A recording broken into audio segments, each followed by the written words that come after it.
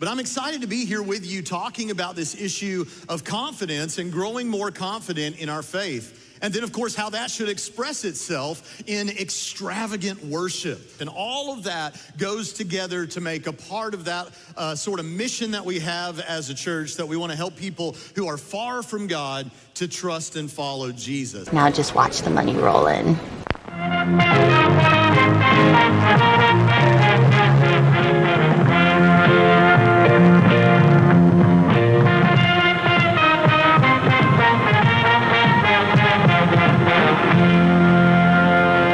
Welcome back, everyone, to Bridge the Divide, where we examine irrational beliefs, the irrational behaviors that often follow, and how we, with education, rationality, and reason, can bridge the societal divides that they create. Today, we're bringing Braxton Hunter from Trinity Radio back to the channel because he's dropped a brand new video in which he has 5 more burning questions for atheists. And seeing as how the systematic breaking down and answering of theist questions is kind of what I'm all about, let's see exactly what Braxton needs help with understanding, and if his questions will actually pertain to atheism this time. In 2020, I had 10 questions for atheists, and the response was pretty big. I actually remember that, Braxton, because I'm one of the multitudes of non-believers who responded to that video. And just like everyone else who took the time to answer your 10 questions, I explained how utterly silly they all were by pointing out the logical fallacies your questions were predicated on, and exposing that your real goal for that video was just to imply that any responding non-believers were required somehow to provide non-theistic justifications for the theistically grounded philosophical positions that you personally hold. Also, being like the 4th video I ever made on this channel, that was really early in my journey as a content creator, so it was also the first time I'd ever gotten a real taste of just how intellectually dishonest religious content creators can be. Which means, yes, this was before I'd really gone down the Dawkins rabbit hole.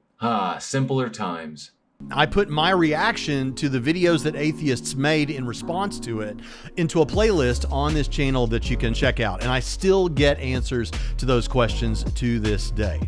And your responses to those responses were equally as bad as your initial questions, because you basically just dodged any direct addressing of those responses on their merits by doubling down on that prior list of fallacies. Because, like any grifter, and I'll use the example of Trump here when he's directly confronted with the reality that it is in fact not other countries who bear the burden of his tariffs, but ultimately the American consumers themselves, you just double down on your lies and misrepresentations while banking that your audience is either too blind or too ignorant to ever notice.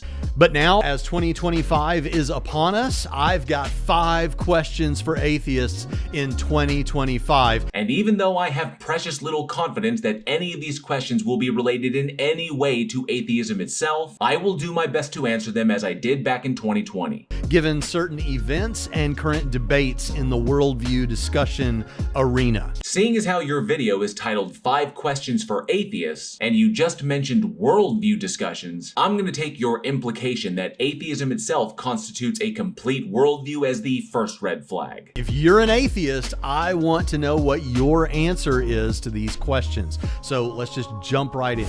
Bring them on, Braxton. Let's see if your questions demonstrate that you've managed to learn anything at all about what atheism is and what it entails. Question 1.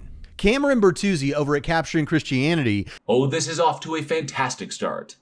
Recently caused a lot of controversy by saying he no longer takes atheism seriously. Given how unfathomably terrible Cameron is at pretty much everything he does, I really don't see why I, or anyone else for that matter, should give 2 shits about what his opinion is regarding atheism. The reason why I don't take atheism seriously any longer. Because you've never really understood what it is and so have never engaged with it honestly, and now that you realize your worldview is completely irrational and therefore indefensible, you're trying to kill the conversation in its crib so that you can justify never having to deal with atheists ever again.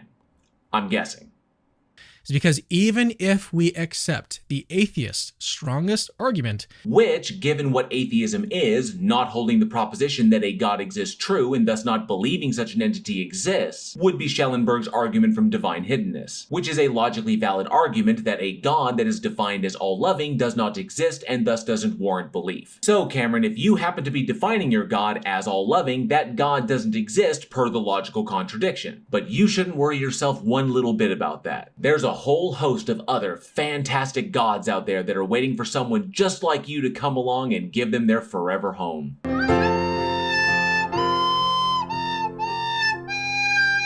it still wouldn't prove atheism. Yep, Cameron is still misrepresenting atheism as something that is making a positive claim that no gods exist at all. As I and many others have corrected you on, Cameron, for atheism to be proven true, the individual in question simply has to not believe in the existence of a god or gods. The question then would be, is their non-belief rationally justified? And it's Schellenberg's argument that provides that rational justification, which is why when talking about the existence of any god, we look at logical possibilities, and we can eliminate any proposed god from contention, like the Christian Abrahamic God, by exposing how these entities are defined in a logically contradictory way. We have these really powerful arguments, at least from our perspective, on the theist side, like arguments from fine-tuning.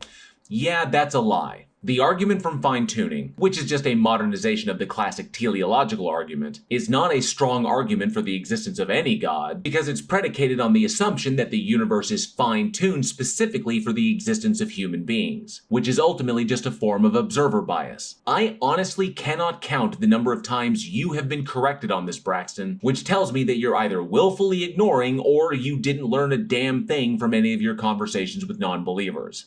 But yes, there are arguments on the other side that are meant to show that it's unlikely God exists or that God does not exist, like arguments from evil or divine hiddenness arguments. That's not what those arguments show, Braxton. The Epicurean trilemma and the argument from divine hiddenness only eliminate a specific God defined in a specific way from logical contention. They do not eliminate the logical possibilities of things like deism or naturalistic theism, which are definitionally unfalsifiable, or even dystheism, which would be a malevolent or evil God. You've really got to stop misrepresenting these things to your audience, Braxton. Just because you've been convinced that your God is the only logically possible God doesn't mean you're not special pleading. And so this puts us in an interesting spot. We've got arguments for and against.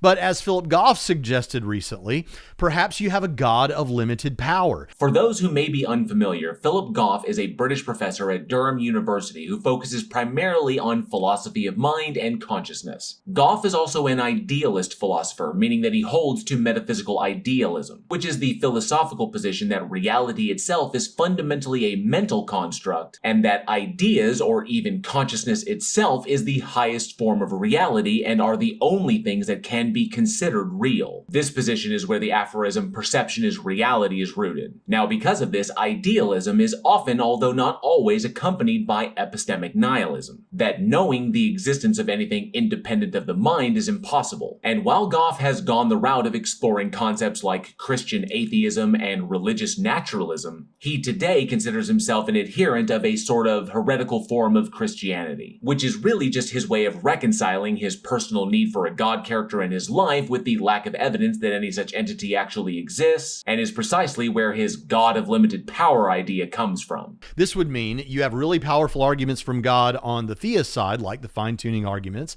but then the arguments from evil and divine hiddenness no longer become powerful arguments for atheism. Well, they certainly wouldn't be if the atheist you happen to be talking to is an idealist. We're talking about metaphysical speculation and justification here. If the atheist holds to materialism, which is the opposite of idealism, then these arguments lose none of their merit. If you're going to be asking questions of atheists, Braxton, it really helps if you acknowledge that there are metaphysical positions other than yours that are logically possible. Doing so would go a long way in letting us non-believers know that you are actually interested in an exchange of ideas and not just exercising your intellectual dishonesty in order to stick it to the non-believers in the eyes of your echo chamber. Instead, what they are arguments for a limited God, but not arguments for no God. Again, Braxton, they're just rebuttals that show a particular version of a God cannot exist. There are many other versions that you yourself cannot logically eliminate.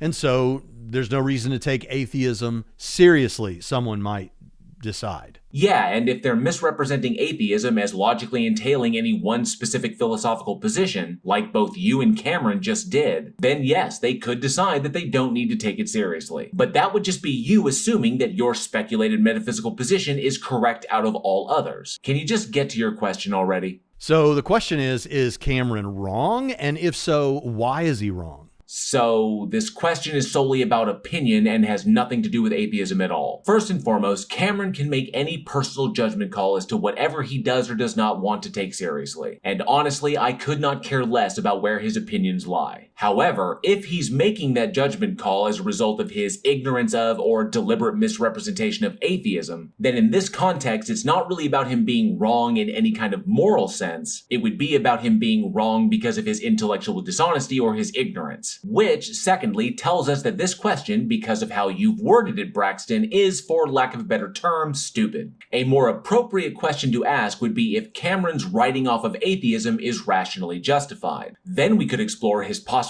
ignorance or how intellectually honest he's actually being, and then assess if he's being rational or just desperately coping. And if you haven't figured it out yet, it's desperate cope. It's always desperate cope when it comes to Cameron. Question 2. Some atheist creators seem to think that the recent presidential election was so important that it changes the way they should do things on their channels.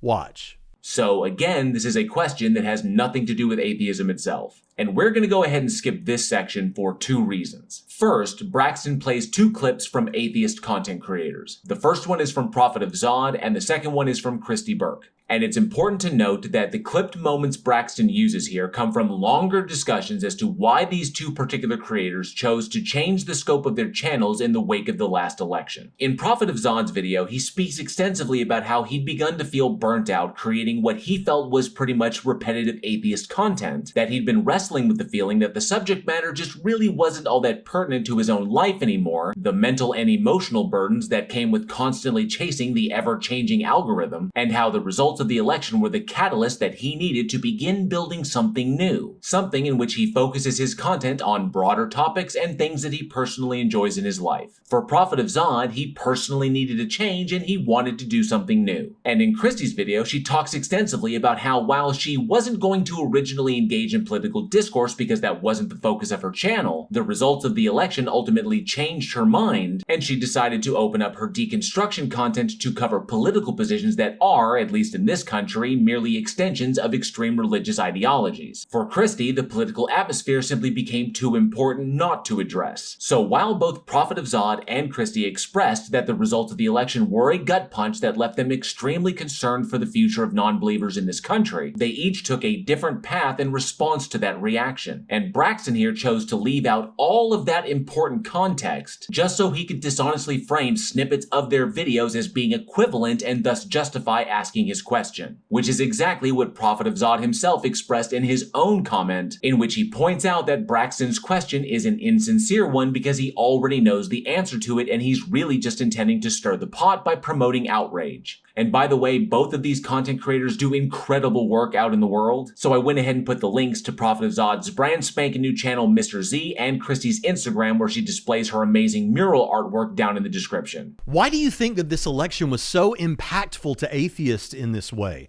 Well, Braxton, it was impactful to at least these 2 atheist content creators, and we know this because they put their thoughts out there on their channels. But there are likely many atheist content creators out there that it wasn't that impactful for. How people decide to run their channels in response to the election is entirely up to them. Some may choose to change the scope of their channels entirely. Others may double down, while still others, like me, are not changing a thing. I, for one, will continue to regularly shut down apologist grifter nonsense until the Trump secret police kick in my office door to permanently eliminate my ability to do so. But whatever the reasons may be, they are entirely subjective to the individuals making the changes. So I have to wonder, what the hell does any of this have to do with atheism itself? And why exactly are you starting from the assumption that any changes that any atheist content creators may make in the wake of the election were made solely because they were atheists? What did it reveal about the culture? It revealed nothing about atheist culture, Braxton, if there even is such a thing. However, it did reveal that the political atmosphere of a society can have a direct effect on how people decide to put out information. That's 2 questions you've now asked, Braxton, and neither one of them had anything to do with atheism itself. Question 3. Many atheists are determinists. On the other hand, maybe some atheists think that we have what's called libertarian freedom, the notion that whatever you ended up choosing, you really could have done otherwise. Sure, there are atheists out there that subscribe to determinism, libertarianism, or compatibilism, and that's because atheism itself doesn't logically entail holding to any one of those particular positions. So here's my question. If you're a determinist, how do we hold people morally culpable for things they do that could not have been otherwise, given the history of the universe? So again, not a question for atheists, and your question is malformed. Simply asking how we hold people accountable for their actions is easy to answer. Depending upon the severity of the action, we either put them under strict observation, throw them in prison, or simply eliminate them from the equation altogether. But like I said, that's too easy of a question to answer the way you worded it. So I'm guessing what you meant to ask is, how is the act of holding a person accountable for their behavior justified within a framework in which that person could have never done otherwise? Fortunately, that question is easy to answer as well. Within a deterministic universe, the social frameworks of the societies that we would be determined to create are still determined to be subjective, meaning that they are mind dependent. And those determined social frameworks are imposed upon society based upon the subjective goals that the people of the society were determined to agree upon. And while those determined goals can vary wildly, a core goal of any society is the continued survival of the society through the securing and maintaining of resources and the meeting of the basic needs of its members. So, even if people could never have done otherwise, it's easily recognizable that negative actions can still imperil the society itself if left completely unchecked. And it is through that determined lens of social survival that we justify imposing laws that regulate behavior and punishments for violating those laws. But because there's no real logical issue here, Braxton, I'm guessing that you're asking this question because none of that implies the existence of any kind of objective or mind-independent truth regarding moral distinctions or valuations, which is something I'm certain you've been convinced is somehow necessary despite the fact that you cannot get an ought from an is.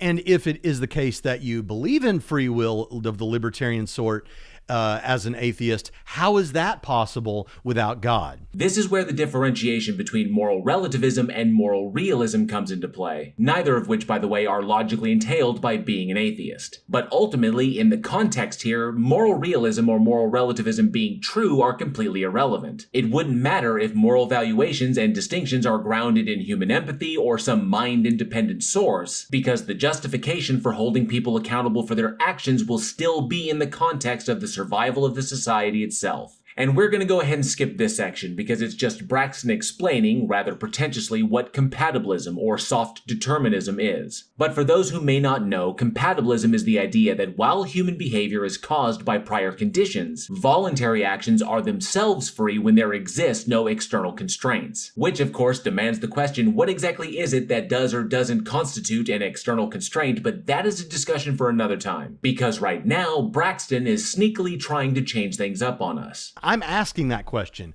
How, if you're a determinist, how is it that people are morally culpable given that their choices could not have been otherwise? So now you're asking a completely different question. Your first question was essentially, how is holding people accountable justified in a deterministic universe? But now you're asking if people themselves are actually accountable in a deterministic universe. And you're obviously asking this question because you're aware that the existence of free will and by extension moral agency are incompatible with hard determinism. But the answer to this question is actually easier than you think, Braxton. You just don't like the implication. While moral accountability would not be true in any objective or mind-independent sense were determinism the case, the actions and the justifications for the actions of people holding other people accountable for their behaviors in society would simply be another thing that was determined. People would break the law because they could not have done otherwise. Other people would uphold the law because they could not do otherwise. And any asserted justifications for those actions by any of those people would be rendered completely irrelevant. The only real problem that people like you, Braxton, have with this logical possibility is that you personally don't like the idea of your sense of individual agency and accountability being metaphysically illusory.